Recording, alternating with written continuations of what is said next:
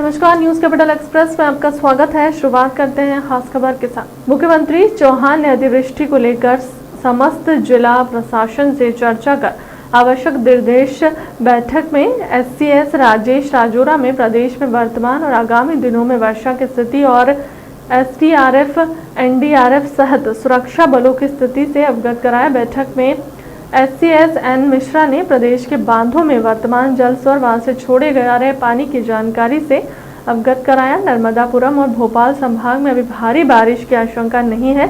बंगाल की खाड़ी में बन रहे नए कम दबाव के क्षेत्र के कारण पूर्वी और मध्य प्रदेश में 19 से 23 अगस्त को बारिश का एक दौर और आएगा जब भारी बारिश हो सकती है। वहां पर हम सचेत रहें। हम पानी को बांधों से रेगुलेट करके निकालें जिससे बाढ़ की स्थिति में न बने और बांधों को नुकसान ना हो। हम प्रदेश के 52 छोटे बड़े बांधों की मॉनिटरिंग करते हैं। अभी 52 में से 27 बांधों के गेट खुले हैं। अभी नर्मदा और बेतवा बेसिन में काफी पानी आया है। बरगी के 21 गेट खुले हैं। तवा के 13 में से 5 गेट खुले हैं। प्रदेश में स्थिति नियंत्रण में है। विदिशा जिले से कई लोगों का रेस्क्यू किया है। कल बालाघाट जिले से किया था। तो कहीं कहीं ऐसी स्थितियां बन रही है, लेकिन प्रशासन पूरी तरह से सजग है और लोगों को सुरक्षित निकालने में हम सफल हुए हैं। अभी जो बड़ी चिंता है वो इस बात की है, चूंकि नर्मदा जी के कैचमेंट में भारी बारिश होने के कारण सभी बांध लबालब हैं और यहाँ भी अगर आप देखेंगे तो बरगी, बारना, तवा, कोलार, इन सब से पानी छोड़ा जा रहा है और नीचे भी इंदिरा सागर हो, ओमकारेश्वर हो, उनके गेट भी खुले हुए हैं। अभी यहाँ मैं विचार ये कर रहा हूँ, अपनी टीम के साथ वीडियो कॉन्फ्रेंसिंग से जुड़ने वाला हूँ कि पानी हम बांधों का इस ढंग से रिलीज करें कि एक साथ सब बांधों का पानी नर्मदा जी में ना आ पाए। और इसलिए बरगी के गेट अभी खुले हैं, लेकिन हम कोशिश ये कर रहे हैं कि जब तक बरगी का पानी आए तब तक तवा के गेट हम बंद कर दें, तो बरगी और तवा का पानी मिलके भयानक बाढ़ की स्थिति ना बना पाए। और वैसे ही बारना से पानी छोड़ना अब हमने कम किया है, तो बारना को भी जब तक बरगी का पानी, चूँकि 13 गेट बरगी के कल खुले हैं, तो आज रात में बरगी का पानी यहाँ आएगा, तब तक तवा और बारना इन दोनों के गेट बंद करके यथासंभव हम बाढ़ की स्थिति, बड़ी बाढ़ की स्थिति ना बनने दें। और नीचे भी हमारे प्रयास यही है, लेकिन अभी भारी वर्षा की संभावनाएं व्यक्त की है। मौसम विभाग ने पूर्वानुमान है, तो सभी तरह की सावधानी आवश्यक है और इसलिए कई जगह राहत कैंप की व्यवस्था कर रहे हैं। यहाँ नर्मदापुरम में भी राहत कैंप हम तैयार रख रहे हैं। वहाँ ले जाने की ज़रूरत न पड़े, ये हमारी कोशिश रहेगी। लेकिन अगर वैसी परिस्थिति भी बनती है, जैसे सीहोर ज़िले में हमने कुछ गांव जो घिर जाते हैं चारों तरफ से, उन गांव को, जैसे सोमलवाड़ा है पूरी तरह से कट गया वो अभी, या नीलकंठ है पूरी तरह से कट गया है अभी, तो हम कोशिश ये कर रहे हैं कि उनके लिए पहले ही हम ऊंचे स्थानों पर ले जाएं, ताकि अचानक रात में ऐसी परिस्थिति पैदा ना हो कि जिसके कारण जिंदगी को संकट और खतरा हो। तो कोशिश है डिजास्टर मैनेजमेंट का। नर्मदा मैया कृपा की वर्षा करे। पूर्व मुख्यमंत्री कमलनाथ का शिवराज सरकार पर तीखा हमला। कोरम डैम का निरीक्षण कर बोले कमलनाथ, यह बीजेपी के भ्रष्टाचार का डैम फूटा है। पूरे प्रदेश में भ्रष्टाचार की दीमक लगी हुई है, जिसका सबसे बड़ा उदाहरण हमारे सामने आया है। बीजेपी में पंचायत से लेकर मंत्रालय तक भ्रष्टाचार की व्यवस्था की गई, जिसमें एमपी का भविष्य खतरे में है। आपदा प्रबंधन के नाम पर इवेंट कर जनता का ध्यान मोड़ने की कोशिश की गई, लेकिन सच्चाई सभी के सामने है।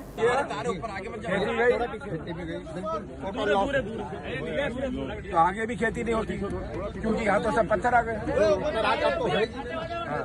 गिनती भर के लिए नहीं होगी, जिनकी भर के लिए नहीं होगी। आप भी देख लो ना, ये जो है सामने रूप से मौजा की है। मेरे पास रहने के लिए जमीन भी नहीं है और अभी भी मेरे बीवी बच्चे हुई नदी के बह कर मैं पड़े हुए। तो अभी कहाँ बसे हो? अभी वहीं पे है। अब क्योंकि बारिश के कारण हुए, उनको रखने के लिए कोई व्यवस्था नहीं है। सर, कोई व्यवस्था नहीं करी। फसल के साथ में मिट्टी भी बह गई है, पूरा पत्थर आ गया है। हाँ, ये तो दिख रहा है, पूरी मिट्टी बह गई। जितनी फसल गई, मिट्टी गई, घर गया। 5-6 दिन से जंगलों में रह रहे थे, जंगलों में रह रहे थे, प्लास्टिकों में रह रहे थे। अभी पहाड़ी पे उतरे थे। पहाड़ी पे। और कोई आया शासकीय अधिकारी आया? शासकीय अधिकारी अभी तो कोई नहीं आया, कोई नहीं आया। अभी कोई भी नहीं, सर्वे वगैरह कहीं भी नहीं कोई हुआ। हम तो आपको मिलने आए हैं। हाँ आप आए हैं। हाँ, तो कोई बात से आ रहा है। आप जो भी मदद बने हमें ये कीजिए। हम करेंगे। देखिए आप जानते हैं सरकार तो बीजेपी की। मैं आज आया था देखने के लिए कि किस प्रकार का डैम फूटा है। ये डैम जो फूटा है ये भ्रष्टाचार का बीजेपी का डैम फूटा है। ये मिट्टी देखे, साफ मैंने मिट्टी देखी, मिट्टी का डैम बना हुआ।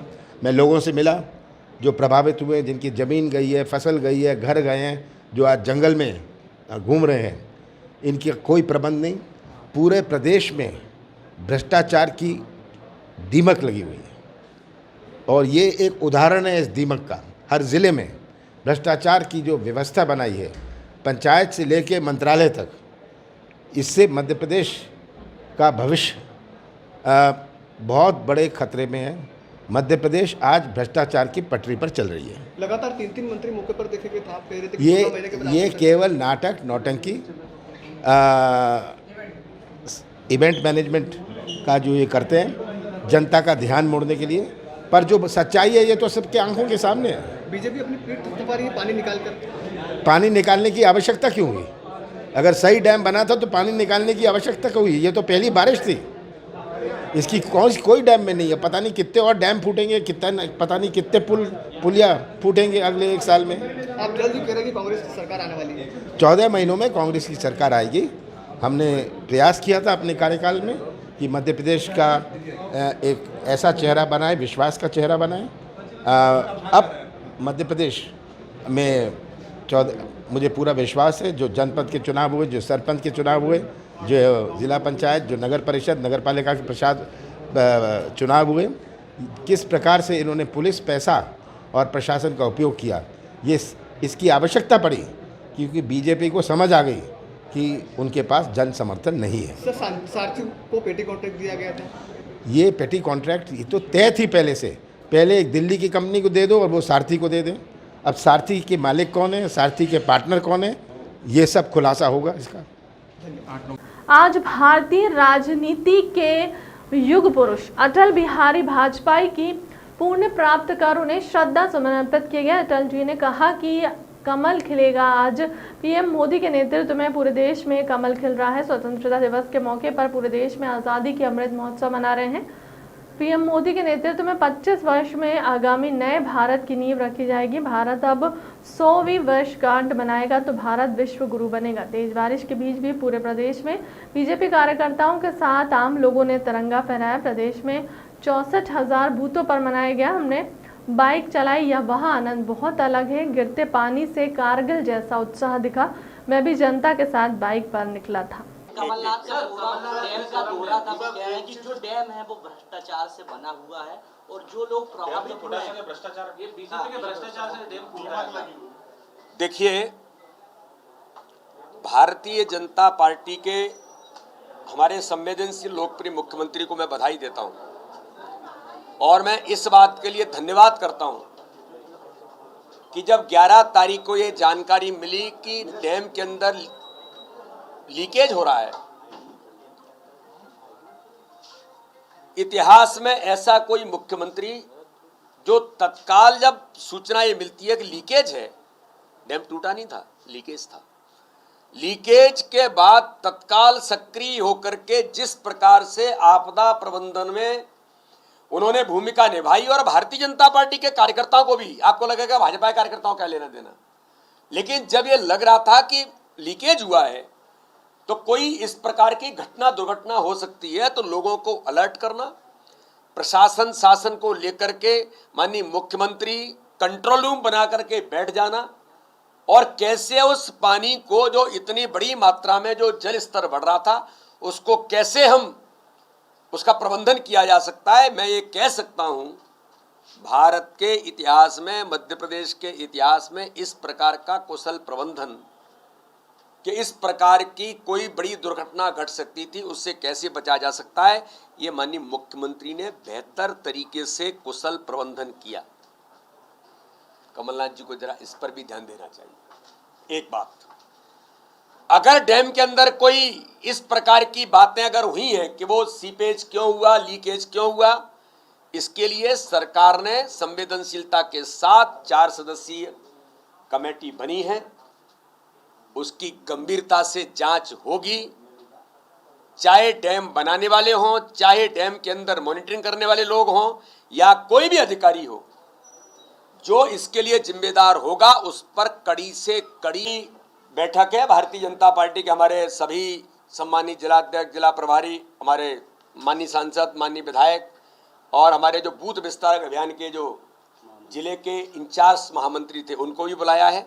तो एक संगठनात्मक काम की दृष्टि से जो कई प्रकार के हमारी चीज़ें उन पर हम चर्चा करेंगे और आगामी रणनीति बना करके तैयारी करेंगे। एक बात मैं जरूर आप लोगों से कहना चाहता हूं, आपके माध्यम से, जो मध्य प्रदेश के अंदर अभी बाढ़ के हालात कुछ जिलों में बने हैं, चाहे विदिशा होगा, नर्मदापुरम होगा, सीहोर होगा, भोपाल के कुछ क्षेत्र में, इस प्रकार से कुछ जिलों के अंदर जो बाढ़ के हालात बने हैं, जलस्तर एकदम लगातार बारिश होने के कारण, घनघोर बारिश होने के कारण, माननीय मुख्यमंत्री जी भी अभी विदिशा और नर्मदापुर वहाँ पर तत्काल वो पहुँचे हैं।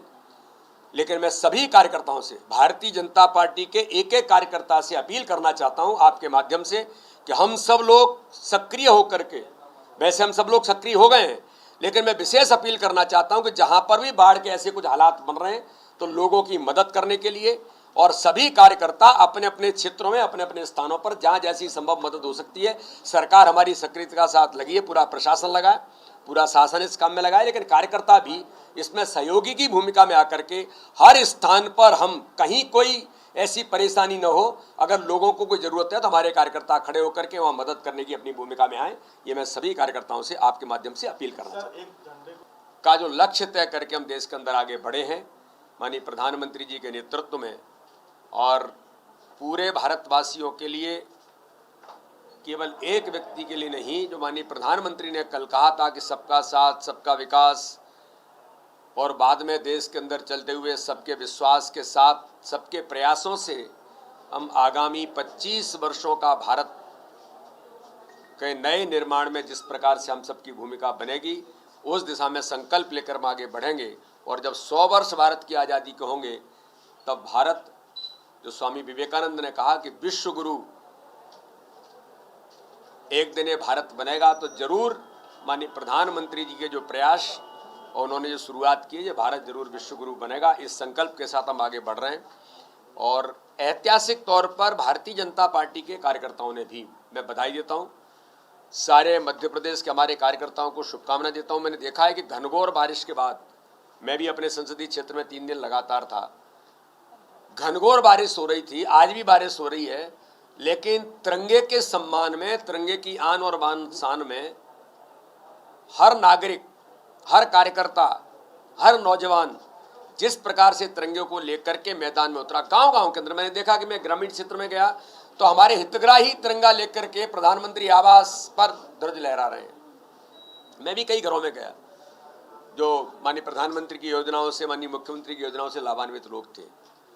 तो भारतीय जनता पार्टी का कार्यकर्ता भी बूथ बूथ पर, हर बूथ को तिरंगामय बनाने का काम, देशभक्ति और राष्ट्रभक्ति से ओतप्रोत बनाने का काम माननीय प्रधानमंत्री और माननीय राष्ट्रीय अध्यक्ष जी के आह्वान पर भाजपा के कार्यकर्ताओं ने भी मध्य प्रदेश के 64,000 से ऊपर बूथों पर किया है। इसके लिए मैं भारतीय जनता पार्टी के भी सभी कार्यकर्ताओं का बहुत हृदय से आभार व्यक्त करता हूँ। बहुत बहुत सबको शुभकामनाएं देता हूँ। बिल्कुल आपने बहुत सही कहा, और ये हमने सोशल मीडिया पर और अपने वक्तव्य के अंदर कहा भी है कि तिरंगे के सम्मान में जिस प्रकार से देश कल उबाल खाया है, और जिस प्रकार से तिरंगे के लिए पूरा जनमानस, पूरे भारत के अंदर एक एक व्यक्ति ने तिरंगा, झुग्गी झोपड़ी में भी तिरंगा लगा था, तो अट्टालिका में भी लगा था, तो लोग अपनी गाड़ी पर भी लगा रहे थे, तो साइकिल पर भी तिरंगा लगा रहे थे, लोग इंडिविजुअल तिरंगा लेकर के घूम रहे थे। तो ये जो तिरंगे के प्रति जो भाव पूरे देश के अंदर लोगों ने जिस प्रकार से व्यक्त किया, देशभक्ति का भाव, मैं सबसे अपील करना चाहता हूं कि तिरंगे के सम्मान में कोई तिरंगा जमीन पर न गिरे। अगर कहीं गलती से ऐसा इधर उधर से दिखाई देता है तो हम सब नागरिकों की जिम्मेदारी है अपने तिरंगे जो हमारी आन और बान शान है, उसके सम्मान में तिरंगा जमीन पर न रहे, सम्मान के साथ निकाल करके हम अपने घर में तिरंगे को सुरक्षित रखें। मैं आप सबसे, आपके माध्यम से भी इस बात की भी अपील करना चाहता हूँ। बहुत बहुत धन्यवाद। गुर्जर गौड़ ब्राह्मण सभा भोपाल द्वारा आज़ादी के अमृत महोत्सव कार्यक्रम बड़ी धूमधाम से मनाया गया, जिसमें महर्षि गौतम भवन में ध्वजारोहण किया गया। उसके बाद सांस्कृतिक कार्यक्रम आयोजित किए गए, जिसमें बच्चों से लेकर बड़ों तक ने गीत कविताओं के द्वारा मनमोहक प्रस्तुतियां दी। इस अवसर पर महर्षि गौतम भवन विस्तार के किए गए नगर निगम भोपाल के पूर्व महापौर आलोक शर्मा व पूर्व पार्षद अमित शर्मा द्वारा नगर निगम भोपाल से महर्षि गौतम भवन विस्तार के लिए लगभग 36 लाख रुपए की राशि स्वीकृत कराई गई है, जिसका भूमि पूजन पूर्व केंद्रीय मंत्री सुरेश पचौरी, पूर्व पार्षद अमित शर्मा, विधायक दक्षिण पीसी शर्मा के द्वारा किया गया। जल्द ही महर्षि गौतम भवन सुंदर व सुसज्जित दिखाई देगा। इस अवसर पर सेवानिवृत्त हुए समाजजन व वरिष्ठ समाजजन का भी सम्मान किया गया।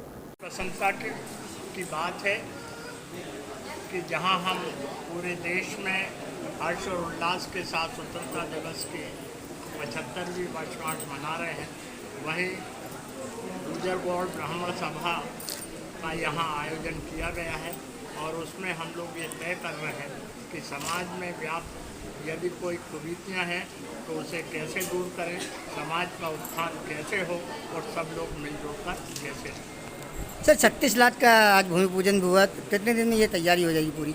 जल्दी से जल्दी हो। सर आज बहुत बड़ी सौगात मिली है, 36 लाख का भूमि पूजन हुआ है, कब तक ये काम प्रारंभ हो जाएगा? ये करीब विगत 2-3 वर्षों से लंबित था। यहाँ पर गुर्जर गौड़ ब्राह्मण नगर सभा के कार्यक्रम में जब पूर्व अध्यक्ष महेश दुबे थे, उस समय में वर्तमान सचिव था, उस समय घोषणा की थी पूर्व महापौर आलोक शर्मा जी ने और यहाँ के पूर्व पार्षद अमित शर्मा जी ने। उसके बाद इसको इसी क्रम को आगे बढ़ाने में डॉक्टर उदेश्वर शर्मा पूर्व अध्यक्ष और हम लोगों ने सक्रियता हमने निभाई। समाज के और वरिष्ठ पत्रकार भगवान उपाध्याय जी उन्होंने भी सक्रियता निभाई और आज जो है समाज को सौगात मिली है। 36 लाख के लगभग करीब काम होगा जिसमें भवन का विस्तार, नया निर्माण और अच्छा सुंदर बनेगा, सुसज्जित बनेगा और इस काम ये और हमारी आशा है कि जल्दी ही ये काम पूरा होगा, क्योंकि अभी पूर्व में अभी चुनाव, पंचायत और नगर निगम चुनाव थे तो और कोविड था, उस कारण से कार्य देरी में हुआ। सरकार और नगर निगम में बात हो गई है, उन्होंने ठेकेदार को भी पाबंद कर दिया है कि भवन का कार्य जो करना है वो नियत समय पे और जल्दी से करेंगे। सर आज़ादी का अमृत महोत्सव मनाया गया, बच्चों सम्मानित किया, कितने बच्चे सम्मानित हुए आज? आज हम आज़ादी का 75वां अमृत महोत्सव मना रहे हैं, जिसमें जो मैं सभी को शुभकामनाएं देता हूँ, समाजजनों को, देशवासियों को और प्रदेशवासियों को, सभी को शुभकामनाएं दे रही है। और करीब 50 बच्चों को जो है हम लोगों ने सम्मान प्रदान किया है और जिसमें आदरणीय श्री नरोत्तम शर्मा जी ने स्वास्थ्य विभाग से सेवानिवृत्त हुए, उनका भी स्वागत सम्मान किया जाएगा और हमारी पूरी कोशिश रहती है कि वरिष्ठों का सम्मान हो, यहाँ पर छात्र छात्रा हैं उनका सम्मान हो और निकट भविष्य में जल्दी यहाँ पर छात्रावास की भी सुविधा दी जाएगी। एक मांग और हमने रखी आदरणीय विधायक पीसी शर्मा जी से कि ये चक्की चौराहा कहलाता है और इसको महर्षि गौतम चौराहा के लिए जो है वो हमारी मांग को पूर्ण करें। तो उन्होंने आश्वासन दिया है कि मैं पूरे पुरजोर यहाँ के लिए लिखेंगे, शासन को लिखेंगे और विधानसभा में भी जो है ये प्रश्न उठाएंगे और इसको चक्की चौराहा की अपेक्षा महर्षि गौतम चौराहा के नाम से जो है ये प्रसिद्ध होगा। सर क्या संदेश देंगे समाज को? समाज को ये संदेश है कि हम मित्र समाज है, ब्राह्मण समाज है, जहाँ सब लोग एकता का राग अलाप रहे हैं, वहाँ सभी को जो है हर समाज को और समाज के पदाधिकारियों को एकता अपनानी चाहिए। राग द्वेष, किसी की आलोचना या किसी प्रकार का कोई ऐसा काम नहीं करें जिससे आपसी जो है मतभेद हो। मेरा ये निवेदन है सभी से कि जो काम जिस लेवल पे कर रहा है उसको करने। राज्य स्तर DPTD अभियान 2022 की शुरुआत स्वास्थ्य मंत्री प्रभुराम चौधरी ने की। अभियान की शुरुआत NHM मिशन संचालिका प्रियंका दास, मध्य प्रदेश टीकाकरण प्रभारी संतोष शुक्ला भी मौजूद रही। 5 साल, 10 साल और 16 साल के बच्चों को लगेगा टीका। अभियान के तहत आंगनवाड़ी और स्कूल के बच्चों को लगाया जाएगा टीका। स्वास्थ्य विभाग, WHO, UND, यूनिसेफ और जिपाइको की मदद से जा रहा अभियान 16 से 31 अगस्त तक चलाया जाएगा। अभियान के तहत प्रदेश के 36 लाख बच्चों को टीका लगाने का रखा गया लक्ष्य। वर्ष के लिए उनको डीपीटी और टीटी का बस हो गया। सर, कोरम डैम में गुणवत्ता पर सवाल उठ रहे हैं। विपक्ष सवाल उठा रहा है कि इस पर लापरवाही की गई है, जांच की जाए। आप वहाँ के प्रभारी मंत्री हैं, वहाँ के कमलनाथ जी भी हवाई सर्वे पर जा रहे हैं। पिछले 3 दिन से हम लोग वहीं पर थे। हमारे जल संसाधन मंत्री श्री तुलसी सिलावट जी, स्थानीय मंत्री श्री राजवर्धन सिंह, प्रशासन की पूरी टीम और माननीय मुख्यमंत्री जी लगातार भोपाल से पूरी मॉनिटरिंग कर रहे थे। जो हम लोगों ने रणनीति माननीय मुख्यमंत्री जी के नेतृत्व में वहाँ पर बनाई थी, उसको हम लोगों ने क्रियान्वित किया और जो डैम का पानी है उसको निकालने के लिए साइड से जो कट लगाया था, वहाँ से पानी धीरे धीरे करके निकल गया और पूरी तरह से सुरक्षित है। सभी नागरिक, वहाँ के ग्रामवासी सब अपने अपने घरों में है। सुरक्षा लोग सुरक्षित हैं और निर्माण की बनाई थी उसमें सफलता प्राप्त की है। मैं जो इससे टीम में इसमें काम में जो लोग लगे हुए थे उन सबको मैं धन्यवाद हवाई दौरे पर जा रहे हैं। नहीं, हम लोग कोरोना के जो टेस्ट हैं वो भी कर रहे हैं और मैं सभी नागरिकों से अनुरोध करना चाहता हूँ कि जो भी हमारे कोरोना का जो प्रोटोकॉल है उसका पालन जरूर करें पूरी तरीके से। मरीजों की संख्या बढ़ रही है, इसको बेहतर इंतजाम हम लोगों लगातार पूरी तरीके से अस्पतालों में भी सब संपर्क है। जहाँ जहाँ पानी अधिक वर्षा हो रही है वहाँ पर आप देख रहे हैं कि आज ही जैसे भोपाल, नर्मदापुरम और जिले के स्कूलों की आज छुट्टी कर दी गई है और पूरी सरकार मतलब पूरी तरीके से हम लोग उसके लिए भी हमने पूरे स्टेट लेवल की मैंने खुद समीक्षा की थी, चाहे डेंगू और मलेरिया इसके लिए पूरी हमने समीक्षा की और पूरा अलर्ट जारी किया। बारिश की वजह से नहीं, देखिए अधिक जब वर्षा होती है ये ईश्वर के हाथ में है। पानी कम गिरे, पानी ज़्यादा गिरे, ये मनुष्य के या किसी डॉक्टर के हमारे हाथ में नहीं। पानी सावधानियाँ बरत रहे हैं, लग रहा है जहाँ पानी क्या करता है। नहीं, हम लोगों लगातार पूरी तरीके से अस्पतालों में भी सब में सब संपर्क हैं। जहाँ जहाँ पानी अधिक वर्षा हो रही है वहाँ पर आप देख रहे हैं कि आज ही जैसे भोपाल, नर्मदापुरम और जिले के स्कूलों की आज छुट्टी कर दी गई है और पूरी सरकार मतलब पूरी तरीके से हम लोग अलर्ट हैं। कई जिलों में बारिश होने की वजह से अस्पताल डूब चुके हैं। उसके लिए भी हमने पूरे स्टेट लेवल की मैंने खुद समीक्षा की थी, चाहे डेंगू और मलेरिया इसके लिए पूरी हमने समीक्षा की और पूरा अलर्ट जारी किया। विपक्ष सवाल उठा रहा है कि इस पर लापरवाही की गई है, जांच की जाए। कमलनाथ भी दौरे पर हैं, आप भी वहीं थे, आपने पूरा स्थिति देखी। पिछले 3 दिन से हम लोग वहीं पर थे। हमारे जल संसाधन मंत्री श्री तुलसी सिलावट जी, स्थानीय मंत्री श्री राजवर्धन सिंह जी, प्रशासन की पूरी टीम और माननीय मुख्यमंत्री जी लगातार भोपाल से पूरी मॉनिटरिंग कर रहे थे। जो हम लोगों ने रणनीति माननीय मुख्यमंत्री जी के नेतृत्व में वहाँ पर बनाई थी उसको हम लोगों ने क्रियान्वित किया और जो डैम का पानी है उसको निकालने के लिए साइड से जो कट लगाया था वहाँ से पानी धीरे धीरे करके निकल गया। वो पूरी तरह से सुरक्षित हैं। सभी नागरिक, वहाँ के ग्रामवासी सब अपने अपने घरों में हैं। पूरी तरीके से सुरक्षा लोग सुरक्षित हैं और सफलता जो रणनीति बनाई थी उसमें सफलता प्राप्त की है। मैं उन जो इससे टीम में इसमें काम में जो लोग लगे हुए थे उन सबको मैं धन्यवाद और बधाई देना चाहता हूँ। मुख्यमंत्री शिवराज सिंह चौहान ने आज सुबह जिला कलेक्टर विदिशा से चर्चा कर विदिशा जिले में नदियों के बढ़ रहे जलस्तर पर अपनी चिंता व्यतीत की थी और लोगों को रेस्क्यू कर सुरक्षित स्थान में पहुंचाने के लिए जिला प्रशासन को निर्देश दिए थे। अब तक विदिशा जिले में लगभग 200 लोगों को रेस्क्यू कर लिया गया और मिल रही सूचनाओं के आधार पर जिला विदिशा में रेस्क्यू का काम जारी है। आज सुबह से विदिशा के ग्राम बर्री तहसील गुलाबगंज से जिला प्रशासन और होमगार्ड के जवानों ने बेतवा नदी से 6 लोगों को रेस्क्यू किया। ग्राम बेरागढ़ तहसील लटेरी में टेम नदी से 12 लोगों को रेस्क्यू किया। विदिशा शहर के नौलखी से बेतवा के जलस्तर बढ़ने से 107 लोगों को रेस्क्यू किया गया। कल से भारी वर्षा हो रही है और आज भी कई जिलों में भारी वर्षा की संभावना है। मौसम विभाग ने फोरकास्ट किया है, पूर्व अनुमान बताया है। अब कल से विशेषकर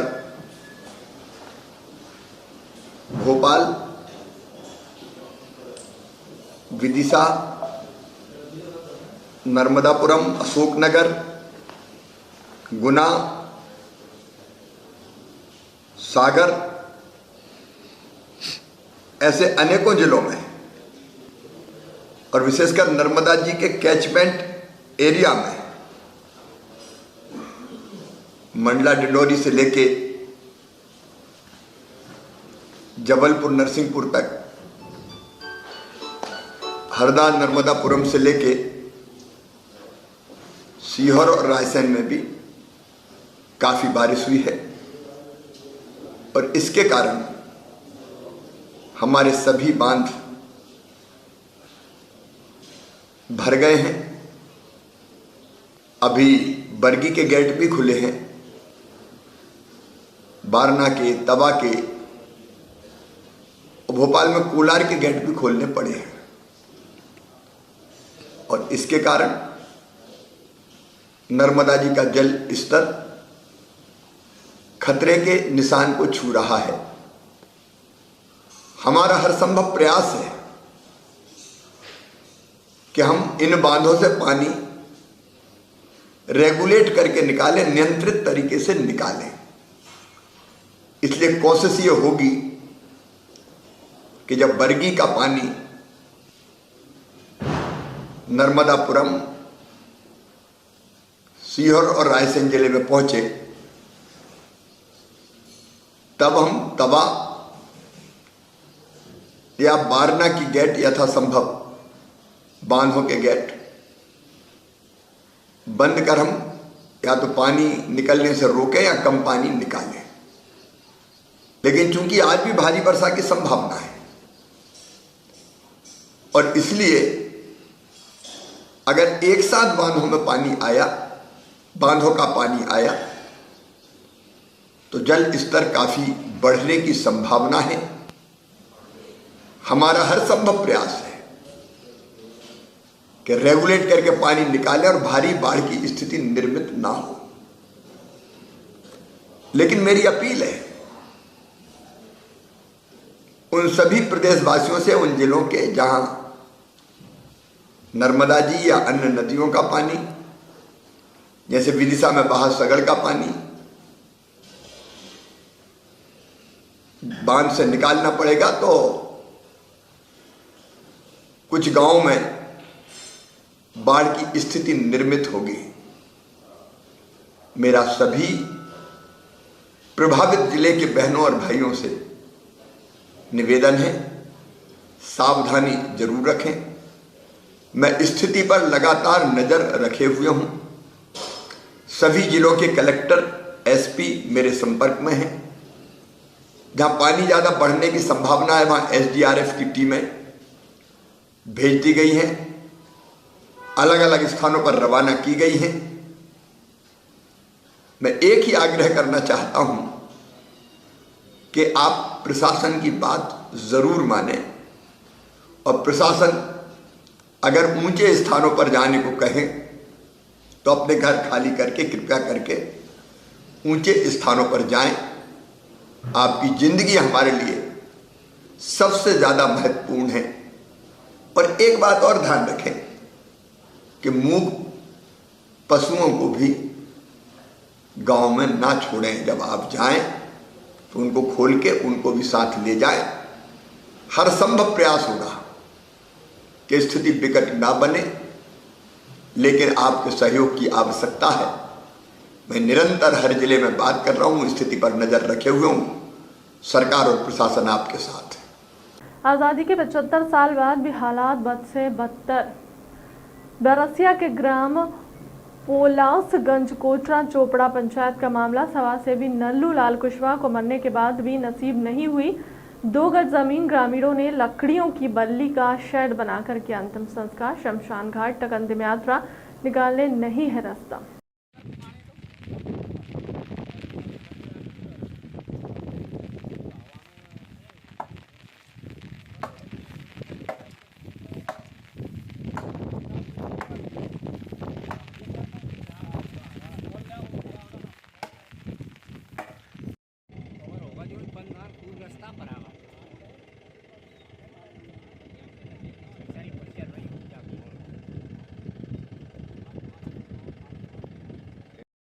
पूछ रहा था ना,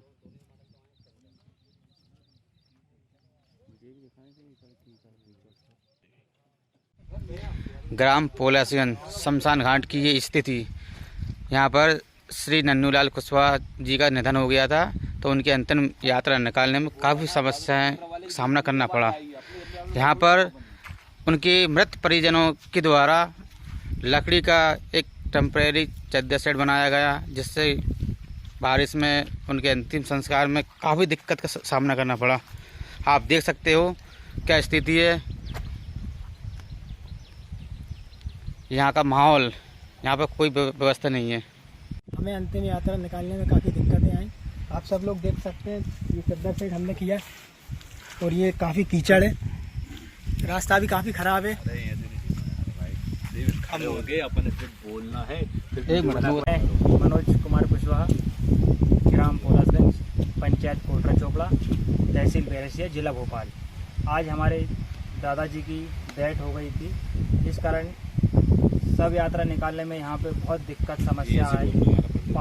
पानी का माहौल था, पानी में रास्ता भी खराब है, रास्ता बिल्कुल खुच रही है, नंगे पैर आना पड़ा और कुछ आना पड़ा। पब्लिक काफी ऐसे करके बोल लो तो और यहाँ पे आप देख सकते हैं हमने खुद में ये बल्ली का ये गड़ा के नहीं बल्ली गड़ाना उस पर सेट किया है कि पानी ना गिरे पानी। और इस यहाँ पे भी कुछ व्यवस्था नहीं है, पूरा जंगल पड़ा हुआ है यहाँ पे, ये आप देख सकते हैं जंगल है, यहाँ पे कोई भी व्यवस्था नहीं है। हम सरकार से अनुरोध करते हैं कि यहाँ पे कुछ व्यवस्था करें और अच्छा सा सेट बनवाएं, क्योंकि बहुत समस्या आती हैं जो हमने आज उठाई है, हमारे परिवार ने उठाई है, हमारे गांव वालों ने उठाई है, वो समस्या और कोई ना उठाए। इस कारण मैं अनुरोध करता हूं सरकार से। राजधानी भोपाल के भानपुर के पास स्थित बापू मालदीप चौराहे पर मध्य प्रदेश मेहर समाज जागृति संघ के अध्यक्ष यशवंत मेहर के द्वारा झंडा वंदन कर बापू मालदेव के जीवन पर प्रकाश डाला गया और आज़ादी के समय उनके योगदान को बताया गया।